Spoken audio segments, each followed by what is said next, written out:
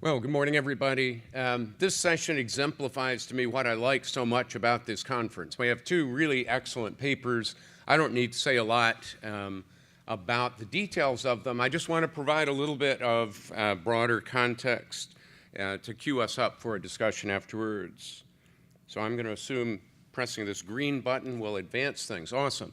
So these two papers were put together in a way where you might think they're really quite different, but the idea was to think about broader new mobility themes. And we often think of a future that looks something like this, with electrified vehicles that have chargers underneath the road, powered by wind turbines and clean energy. But there are a lot of challenges in actually getting there.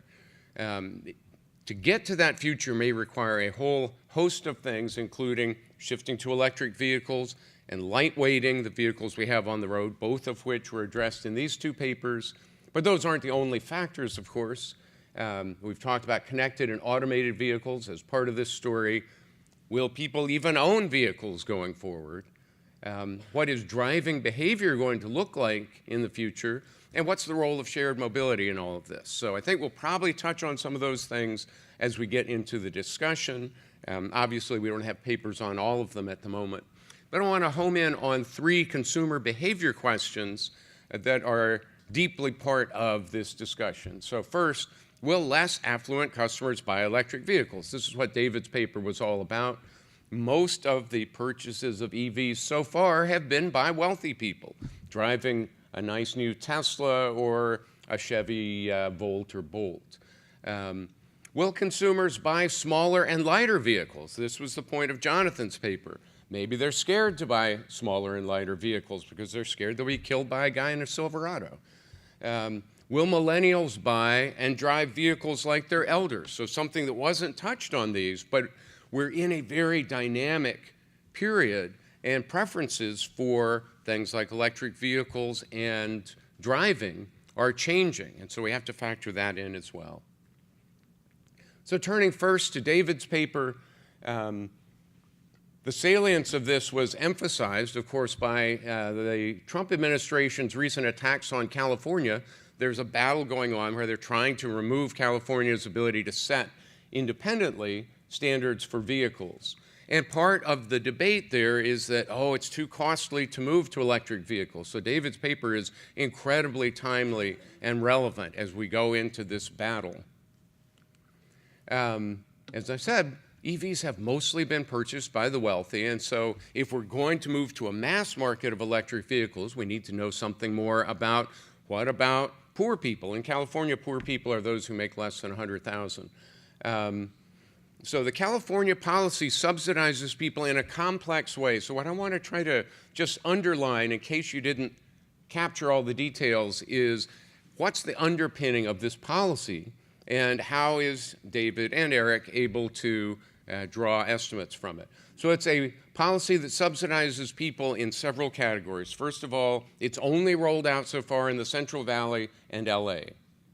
Second, it applies only to people below 400% of the poverty line and differentially under that level. So we've got a lot of variation in how much money people might get from the subsidies. And then finally, there's a plus up, which really complicates things. And David didn't have time, and I don't have time to explain fully how that works. But if you live in a zip code where any part of it has a census tract that is considered disadvantaged, then you get a plus up, meaning a bonus. You get extra subsidy money. And that calculation of whether you're disadvantaged or not depends on a complicated set of things. But it has to do with income, how dirty is the area in which you live, and is it full of elderly people and children who are differentially vulnerable to pollution. So all of those things go together to define whether you're in a disadvantaged area. So it's a complex policy system that David's looking at, and he showed you this graph, which captures it pretty well. I hadn't quite realized until I saw this that most of LA is disadvantaged. You got to live in the Hollywood Hills, and even some of the Hollywood Hills appear to be disadvantaged, which I thought was interesting. I was trying to trace out, is that Brentwood or is that Beverly Hills that was disadvantaged over there? But at any rate, these are the dimensions of variation that he's able to use to capture these effects. This is the way the incentive schedule varies There's a base subsidy based on income if you live in these 2 air quality districts. There's also this plus up depending on income and disadvantaged status. So they've got some interesting variation in the subsidy level that allows them to do the estimates. And so the identification strategies are really 2. First of all, let's compare poor people below the 400% level in zip codes who get the basic subsidy program to those in other parts of California who don't get the subsidy. That is, people that don't live in those 2 air quality districts. Secondly, let's compare people in the zip codes with a disadvantaged census tract to people that live in a zip code without a disadvantaged census tract. So those are the identification strategies they use, and as a result, they find indeed people of lower means do buy more electric vehicles when they get a subsidy. The estimated elasticity is surprisingly high, much higher, as David pointed out, than previous work has found. They get a range of estimates, but in the 5.3 to 6.5 range, which is really quite high. So that means every $1,000 of subsidy produces around a 6 to 7% increase in electric vehicle sales, and the average subsidy is coming in around $5,000, so that produced a pretty substantial increase in EV sales. And then they work backwards from that to say, well, how much would California have to spend in order to get 1.5 million electric vehicles on the road? And the cost ends up looking pretty high. There's a very wide range depending on your assumptions.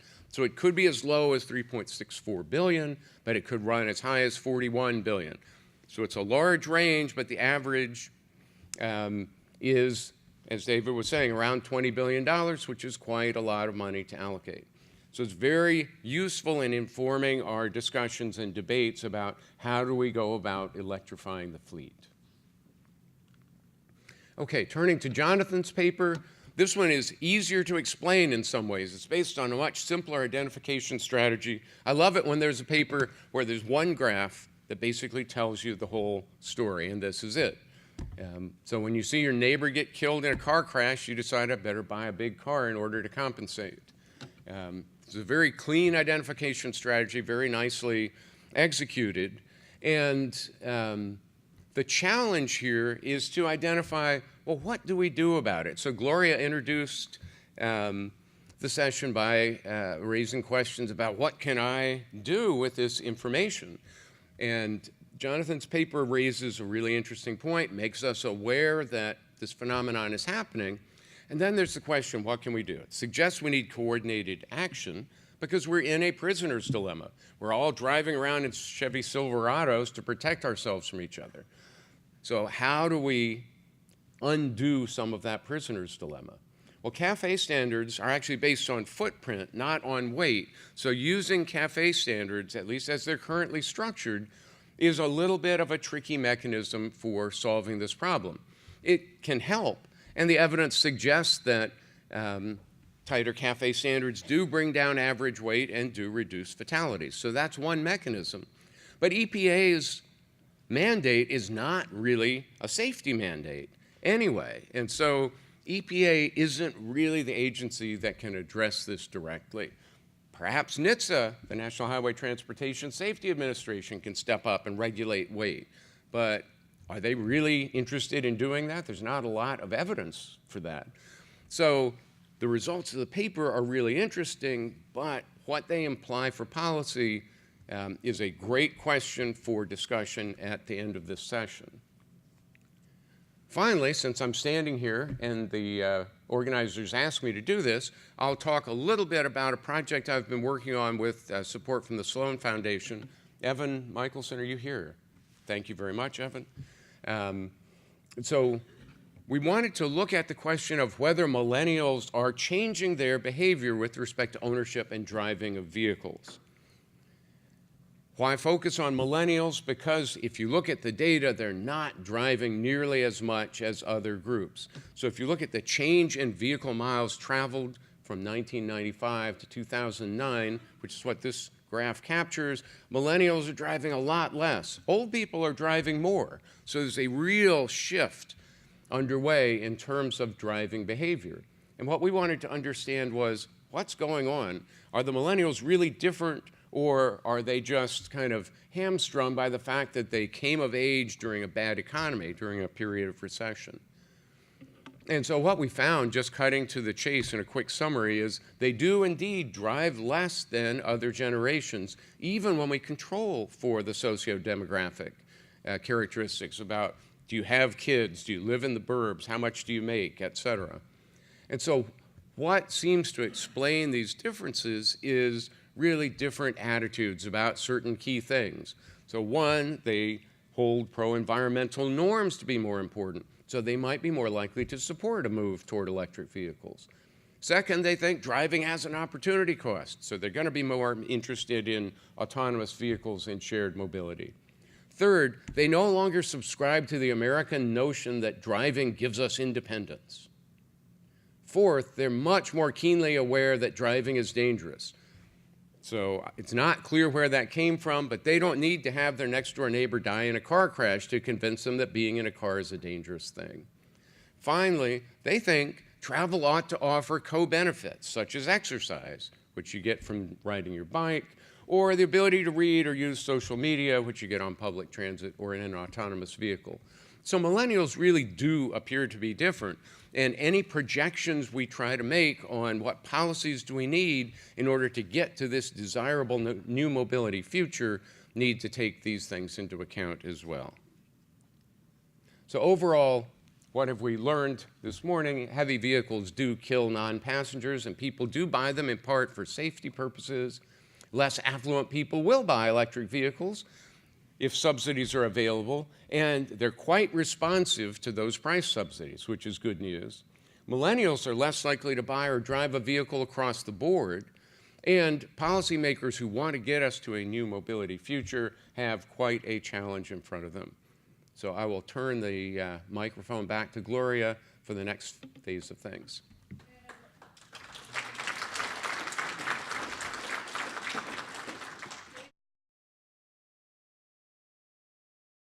Because now we start with the discussion and the question session part of things. I'm going to use my prerogative as the chair of the session to kick this off, following up a little bit on a comment that Tom raised. So both of you, I think, had really interesting, provocative papers raising some really good questions about policy. And Tom raised the question, so what do we do with this? So I would like you to put on your getting the world to the first best hat and try to talk about what policy you think would correct for some of the problems that would help solve the problems that you're trying to address. And if you can, and I'm not sure you can, think about who could actually implement those policies, whether this is something that might require legislation, whether this is a NHTSA problem, whether it's an EPA problem or California or whatever. And John, do you want to kick it off since you're sitting closer to me? Short answer, gas tax.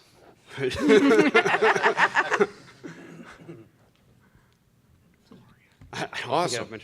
I mean, as far as like the vehicle size part, as fuel efficiency is a function of vehicle size, directly taxing driving behavior would correct those externalities. I feel like it would do the same thing with incentivizing electric vehicle usage as well. Yeah, I mean, it's a very broad question.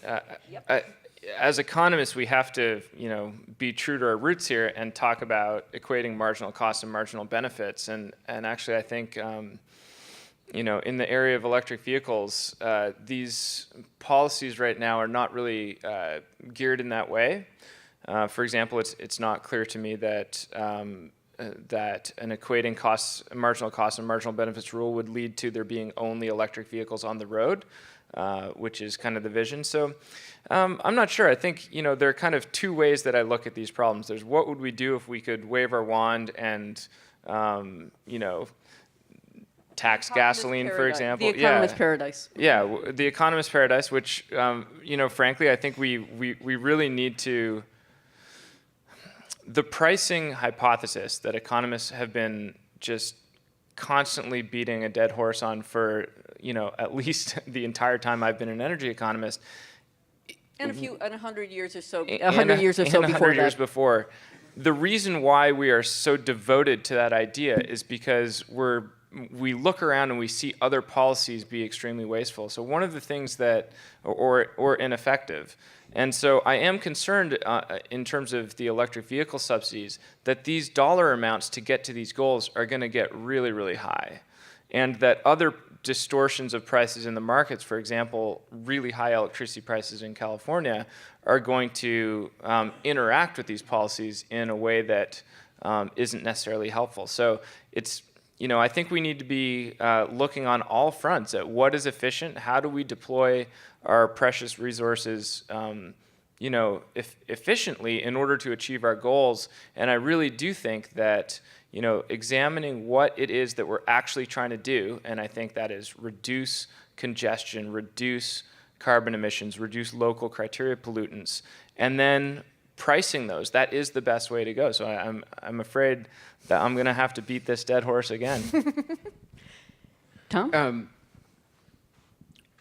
Just echoing something David said, there has been some great recent research by Stephen Holland and co-authors showing that at the moment, electric vehicles are not necessarily desirable from an environmental perspective in all parts of the country because a lot of the country still relies on coal.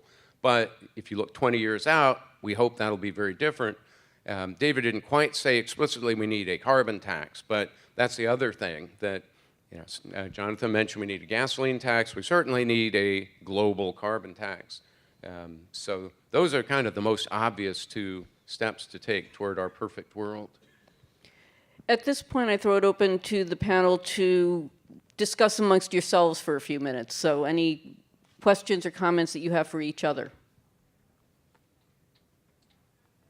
I just wanted to go back to Jonathan with the safety issue. Do we think a gasoline tax would get us where we need to go, or do we need something more than that? So Anderson and Offhammer look at a weight-based gas tax. I'm not sure of the feasibility, but I mean, that would be first best for the arms race externality because it's directly taxing the externality.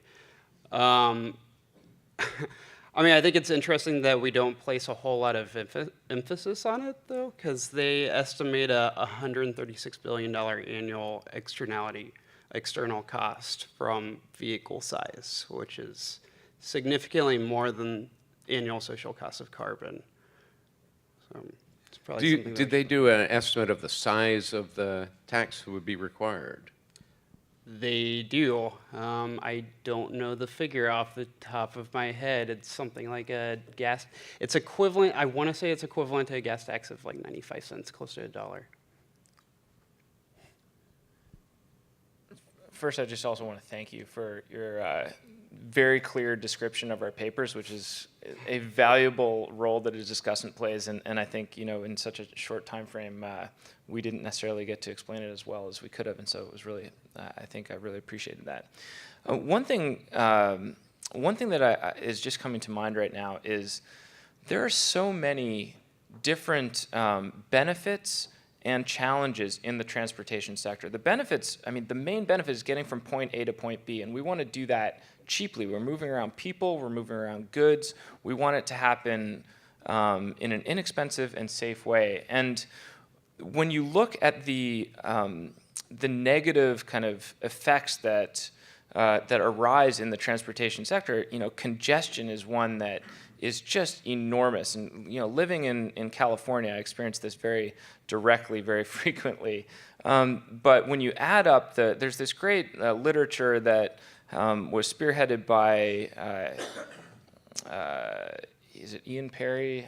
Yeah. And Ken Small. Yeah, looking at the categories of most damages in transportation, and congestion is by far the biggest, followed by the public costs of accidents, basically, and then local criteria pollutant damages, so health damages, and then carbon. And just thinking about that, we really need to take these things seriously, and what the suites of policies that you would consider to address each of those is potentially very different. And so that you can end up in a very complicated setting where you have, one policy to address congestion and one to address carbon. And I just think we need to keep it simple and try to think about the best ways to have a unified approach to these problems rather than having a siloed approach. Just to be a dismal economist, I think that's absolutely right. And of course, we live in a country, a world where policymakers generally refuse to do the first best thing. They almost always just set that aside immediately in order to go after something third or fourth best. And then the problem with the theory of the second best is that once we're off the first best, we really have very little idea what to do. And so you have to analyze every policy combination specifically comparative to one another. And I think that's part of what makes this so fiendishly difficult. Yeah, it would help if we had more of a functional political situation, that's for sure. So that raises a question. John, you said gas tax, and we can broaden that to a carbon tax if you'd like.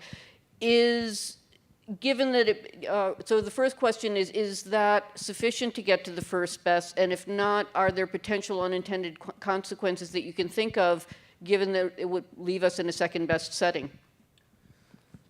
Well, I don't think it addresses the congestion problem adequately. Mm-hmm. And to really think about addressing congestion, you need to acknowledge that it's going to arise at different times and in different places, and it's going to change. So the optimal situation there is going to be some type of congestion pricing that's dynamic in nature. So we've been learning a lot in the electricity markets literature, where the marginal social cost of producing electricity varies by every minute of the day. And so, economists have thought for quite a long time about the possibility of retail prices that also change in very granular increments. And potentially something along those lines is both feasible and desirable to deal with congestion. So I think a gas tax or a carbon tax would both be desirable in many ways, but they're not going to get that changing nature of the time and location of congestion. I want to go back to something Doug Kelbaugh raised yesterday, which was urban design. A lot of the problems that we face are because we've developed in a very unplanned way, in a sprawling sort of fashion, and then we have to come up with second or third best responses to that. And several of our comments over the last few minutes have just made me think about Europe. I went to a conference in Gothenburg, Sweden this summer, where there are electric trams that are all over the place, quietly moving around, reasonably priced, and it's a very uncongested, very clean city because the city has been designed in a different way.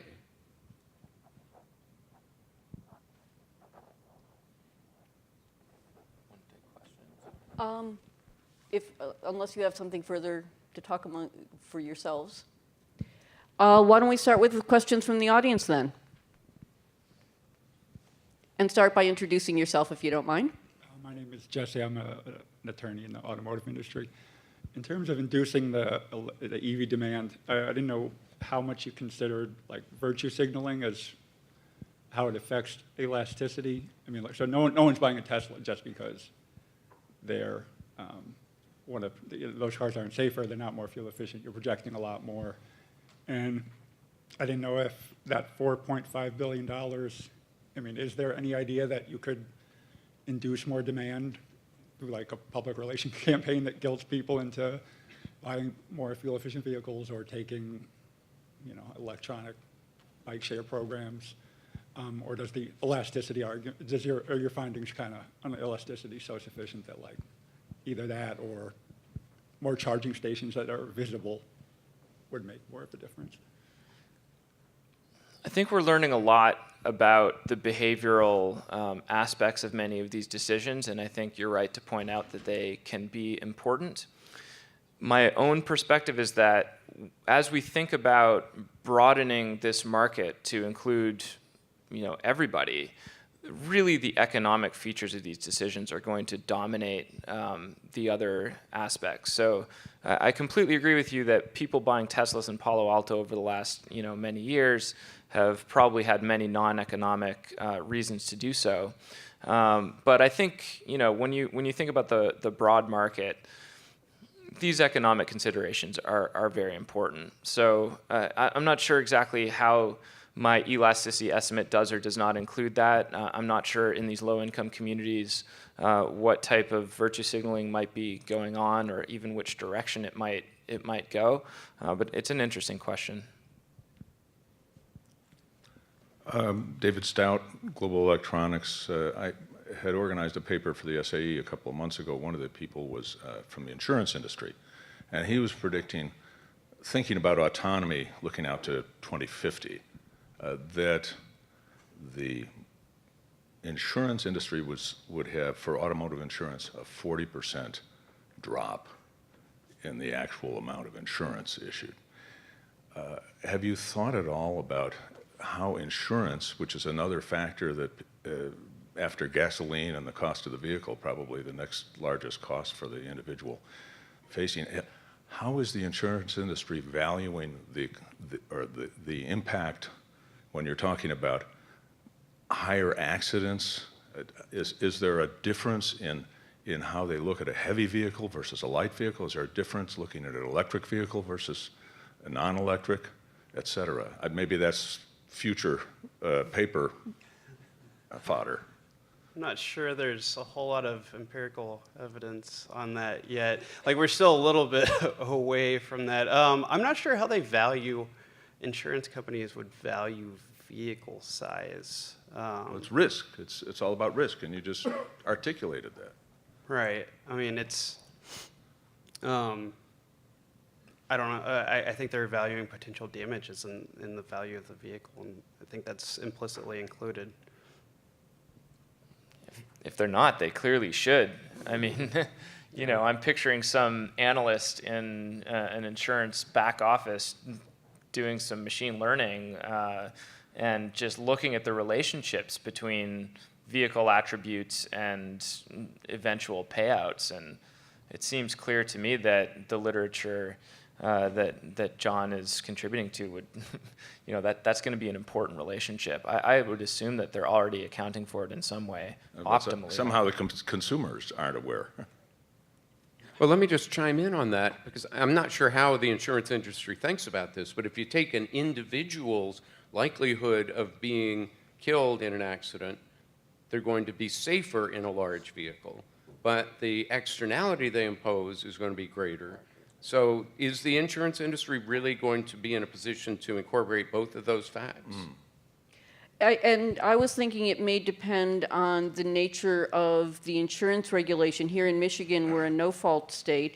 Is that different from the structure of how insurance is done in other states? And you've heard everything I understand about it at this point, so I can't elaborate on the point. But there may be differences in states in how the insurance industry is regulated to account for these things. Hi, Zane McDonald. I'm from S&P Global Platts. I had a question for Dave.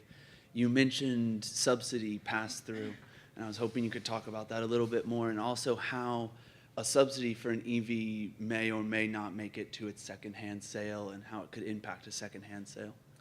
Yeah, those are both really good questions.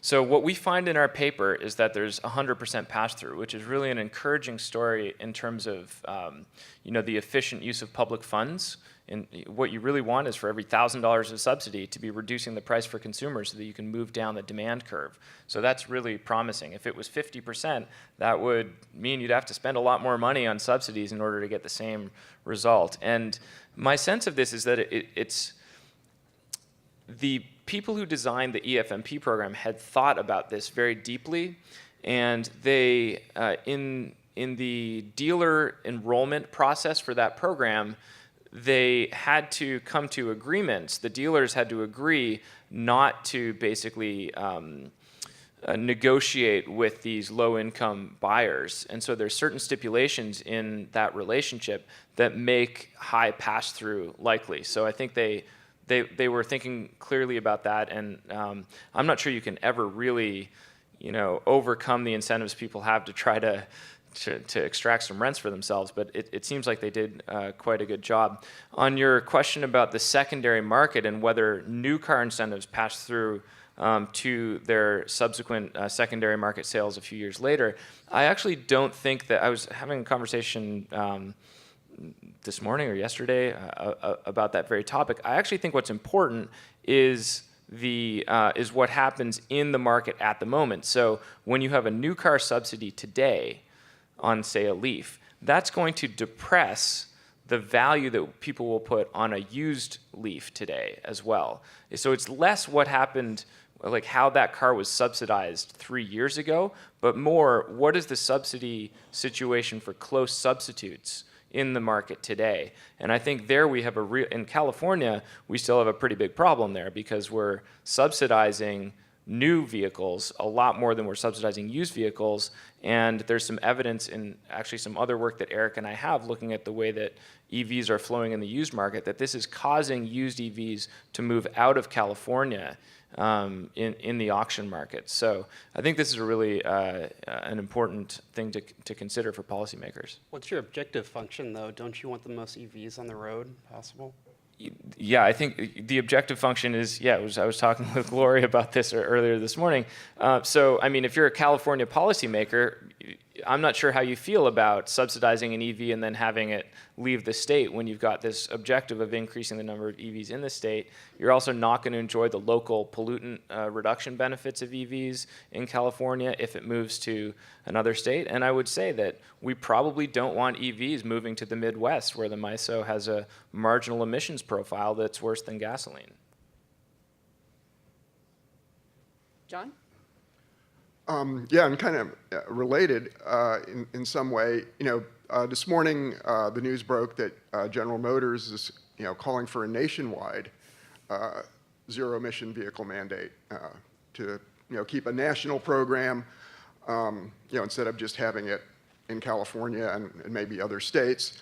And at the same time, I mean that the implicit package there is perhaps a nationwide electric car mandate with weaker fleet-wide regulations overall, if not the flatline proposal that came from the administration, maybe some compromise, but is still weaker than the existing. So I'm wondering, how based on your folks' work, you would react, maybe as Gloria's going to be in the position, her office will be in position of perhaps writing rules like that. How should she think about the effectiveness for the key externalities involved and the unintended consequences?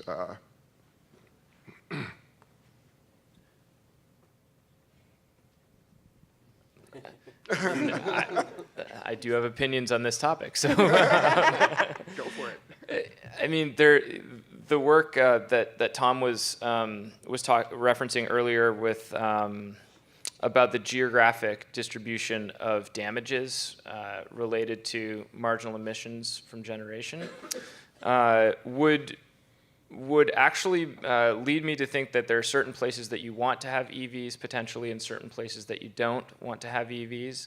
And so I think that policymakers should acknowledge that heterogeneity and try to optimize the deployment of funds and policies towards the maximum net benefit. A nationwide blanket policy to do as you suggest, I'm not sure that would actually be efficient. It certainly wouldn't be efficient. I'm not even sure it would be desirable. So I think it really depends. Whenever you think about policies like that are forcing certain activities, I think in the background you want to have an idea of what market failure is occurring that you want to correct. And it's not clear to me what market failure is leading to the desirability of a nationwide ZEV mandate. Just tagging on that, though, if you think about the politics of it, if you had a nationwide ZEV mandate that was conditional on the quality of your electric grid and the cleanliness of it, then that could induce people in dirty states like Michigan to start demanding that we clean up our grid. or it could be interpreted as punishing areas that have invested in clean electricity. How so? Because you're imposing a requirement on these states based on the fact that they have a lot of renewables that other states don't have to comply with. You would go ahead and give the subsidy to states that have clean grids. It's just that states like Michigan wouldn't be able to get it until they clean up the grid. But we're talking about a ZEV mandate, not subsidies. I agree with subsidies; it would be different. Yeah. Okay. Yeah. If it's just a flat mandate, yeah, I'm with you on that. And I'll be calling on you if I have to start doing the analysis on this. I'm not the decision maker, I will point out, so I just get to follow, analyze what we're told to analyze. So my question is open to anybody up here. It's related to subsidies, and I know that the federal poverty line is the basis for a lot of these subsidies that people receive, but it kind of generalizes across the 48 continental states, and I was just wondering if you think that's something that's feasible to continue to use in long-term policy decision-making, or if something more tailored like the self-sufficiency standard would be better. I'll start at a fairly generic level. When we're writing national scope rules, depending on the specific language in the Clean Air Act, we may or may not have discretion to create differences. And you're absolutely right, especially as the answer to the previous question suggests, there is heterogeneity that in an ideal world we would take into consideration. Sometimes legally we may not be able to. And at this point I'll turn it over to the others. We have a poverty center at UC Davis, and I really wish that I had attended more of their talks so that I knew the nuances of these different poverty measures. But I actually don't. It does seem that that measuring poverty is something that is really imperfect. And one of the I had an experience of this as a graduate student. So my life cycle income as a professor is upper middle class or whatever, but as a graduate student, I was well below the poverty line, and so I was able to, I was eligible for Medicaid for this knee surgery that I had, and I just kind of couldn't believe it. But when you think about wealth and life cycle income, those are missed by things like the federal poverty line, which is what was your income last year. So I think there are probably mismeasurements along those lines. Hi, thanks. Dr. Lauren Knapp, I'm a research fellow at the Michigan Energy Institute here. Thanks for your really interesting discussion. So I just want to piggyback off of a point that was raised earlier in terms of, if our policy goals are to use our resources in the most efficient way possible and doing that in the least costly way for society. And in terms of now, it's much better understood that EVs are potentially dirtier in some areas, as you mentioned, and I'd encourage everyone to read Dr. Holland's paper that you mentioned, Tom, on this, looking at marginal emissions versus average emissions. So to piggyback off of that, so that leaves us with, perhaps looking at more fuel-efficient cars. But my question relates to, we're not really seeing consumers go out in droves to purchase more fuel-efficient versions of their same car, right?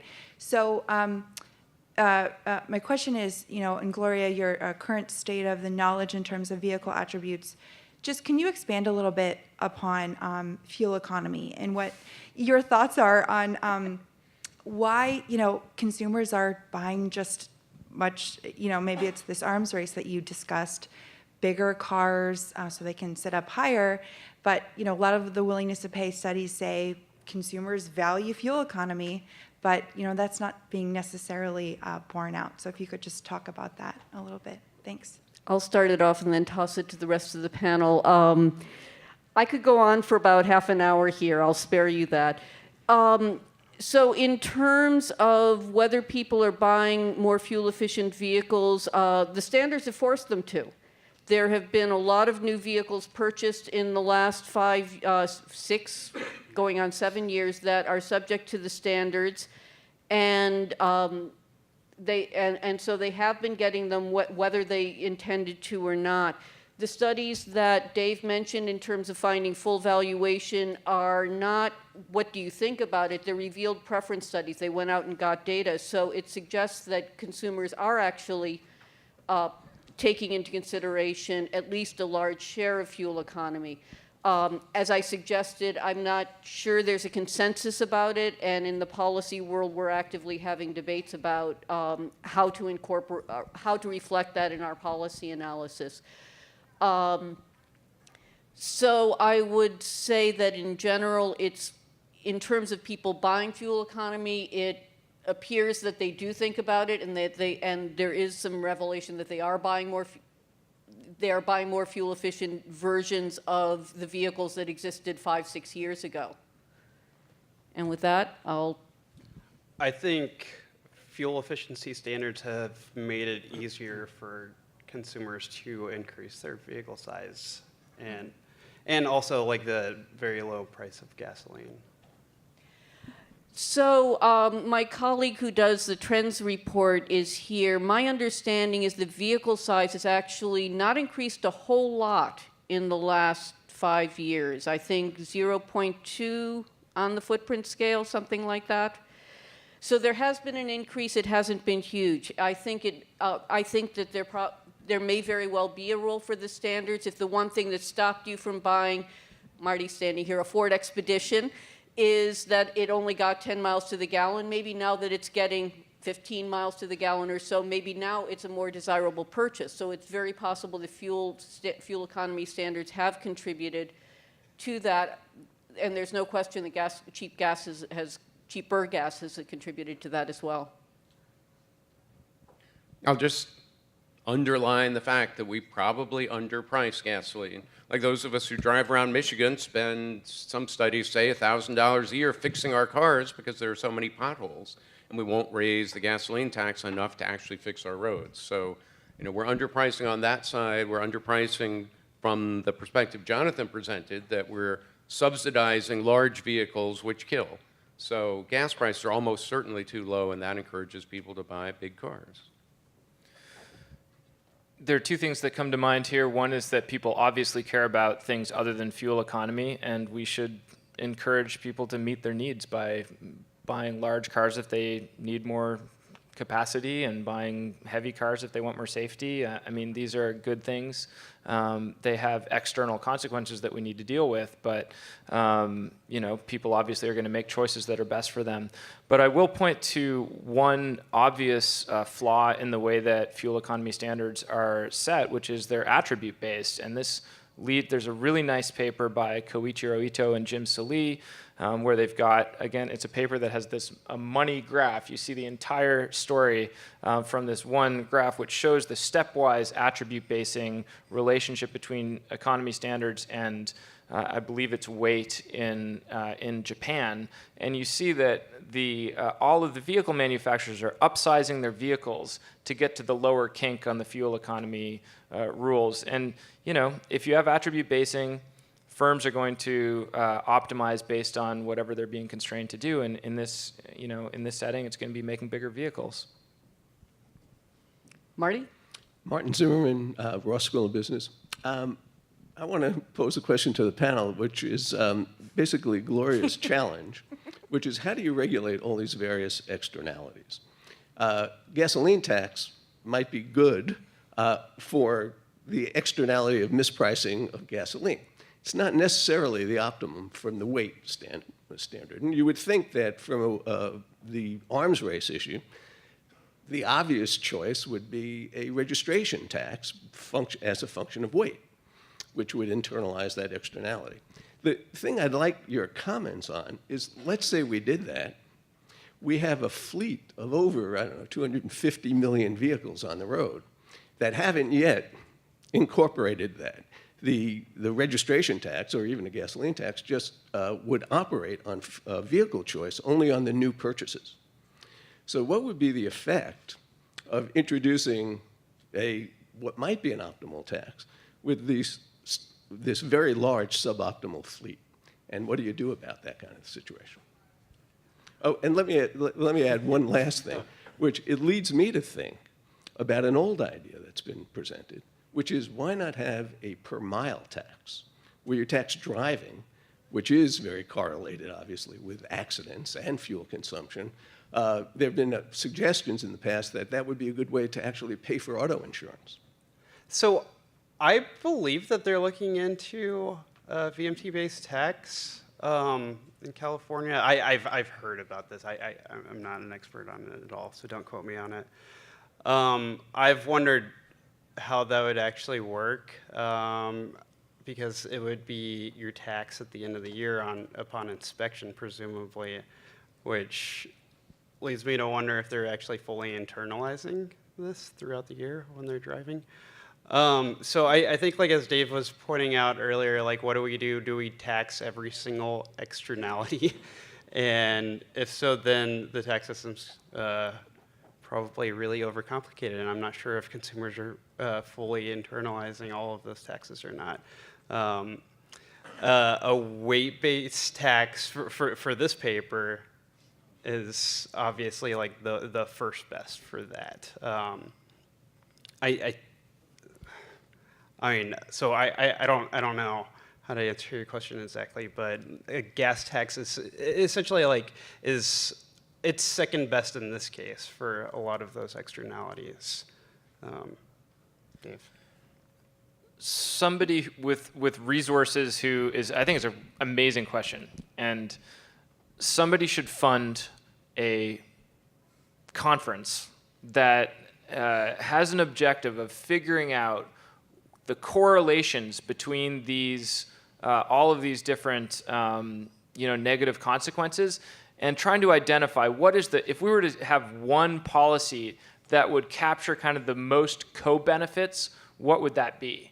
And so potentially this is a Sloan Foundation, next project. But I think that would be a very valuable exercise because, we're so focused on, the common carbon tax or gas tax, but really I think congestion is a huge issue. So the per mile tax sounds very appealing to me. I think we have the technology as well to implement even more sophisticated time-varying congestion pricing. I think we need to keep our eye on the prize, which is what are the most damages being produced by. And, it's as much as we all care about climate change, it's not carbon, it's congestion and other kind of VMT-related things. So,